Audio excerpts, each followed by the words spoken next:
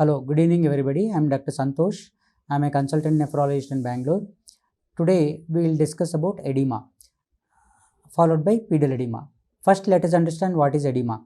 Edema is a condition where there is a swelling of the part of the body or whole body. It may be a part of the leg, part of the face or whole face or maybe fingers. Any part of the body can be affected. Edema is a condition which usually happens whenever there is an injury or inflammation to a part of the body where the fluid gets seepaged from the blood vessels and surrounding system into the surrounding tissue, and the part which is affected gets swollen. Now coming to pedal edema. Pedal edema is a condition where the swelling predominantly affects the lower extremities. It may be restricted to only lower extremities or the whole body may be involved. So this is called as pedal edema. Usually the swelling is seen in dependent portion of the body. However, since the legs are most dependent, commonly we see swelling in the lower part of the body. Now we will try to understand what are the causes of pedal edema and what are the signs and symptoms and what is the treatment.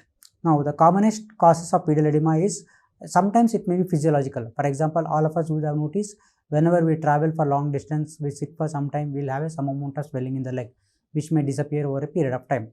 Especially long distance traveling and all, will notice all these kind of swelling. Second thing is obesity, excessive weight. People may also have a swelling in the leg which may usually disappear after some rest or lying down for some time or keeping the leg elevated. Other causes are pathological causes where there may be underlying medical condition which may be responsible for pedal edema. One is there may be a clot in the blood vessels. It's commonly blood gets pumped from the lower extremity to the heart by the help of muscles. Whenever there is a venous system which carries the blood from peripheral extremities to the heart, whenever there is a clot or something in this venous system, it is like a pipe getting clot, a pipe getting blocked. So the back pressure builds up and the water seepage happens, and usually the part affected will have a swelling. They will have pedal edema. This may be one-sided or maybe both-sided, depending upon which part of the leg is affected.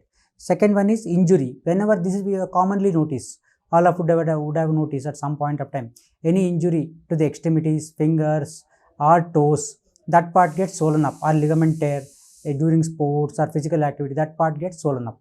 It will be usually associated with pain. There may be some redness, anything. Then second is infection. Whenever there is an infection in any part of the body, some like for example cellulitis, that leg may be swollen. So usually it commonly happens in the lower limb. Second one is venous insufficiency. See, there is one condition called as varicose vein, where there are dilated tortuous veins in the leg. These veins get affected. So these veins will, because of dilatation and tortuous thing, they will not be able to carry the blood from peripheral part of the body to central part of the body, because of which there will be stasis of the blood and the whole leg get swollen up. This is called as venous insufficiency. Commonest example is varicose vein. Second one is lymphatic insufficiency. Apart from venous system, we have a lymphatic system which is actively involved in pumping the blood from the peripheral part of the body to central part of the body.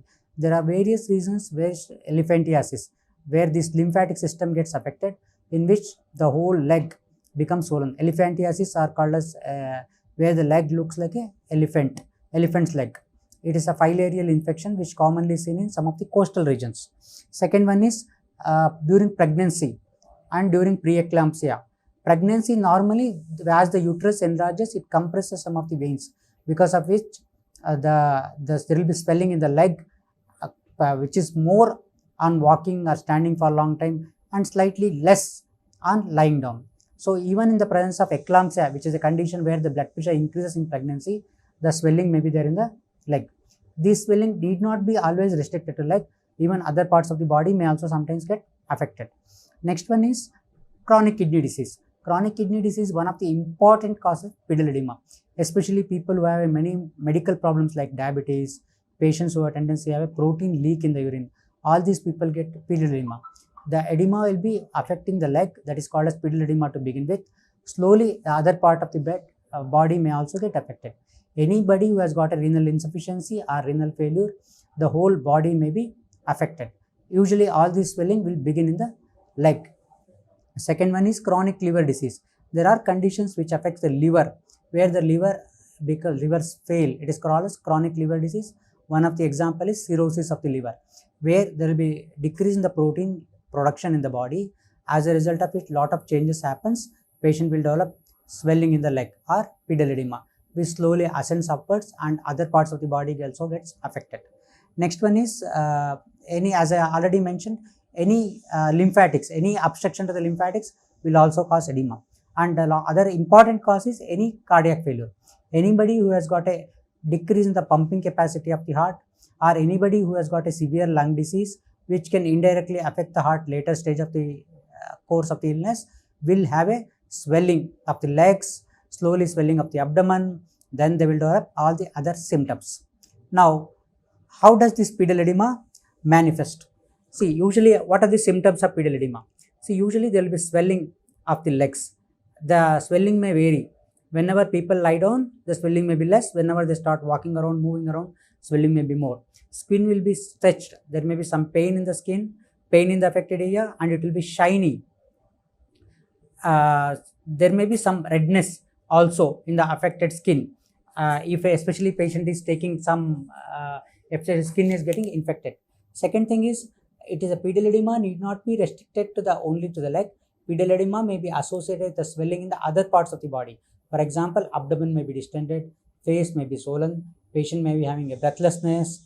All these complaints may be there, and all this swelling or edema may fluctuate from morning till night. Some of the medical conditions will have more swelling in the morning, some will have more swelling by the end of the day. Usually pedal edema is more common at the end of the day when compared to morning time. Now next thing is, now what do we do?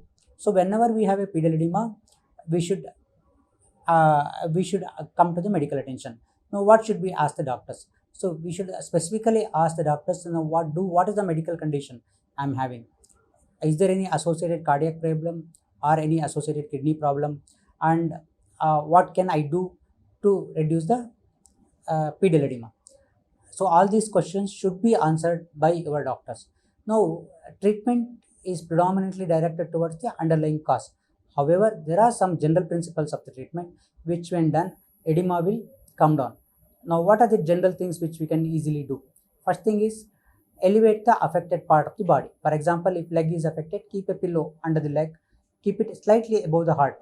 So this will increase the blood flow from the leg to the heart, and as a result of it, swelling will come down. Second one is, in the light massage or stroking of the leg in some selected situation will reduce the pain, will reduce the swelling.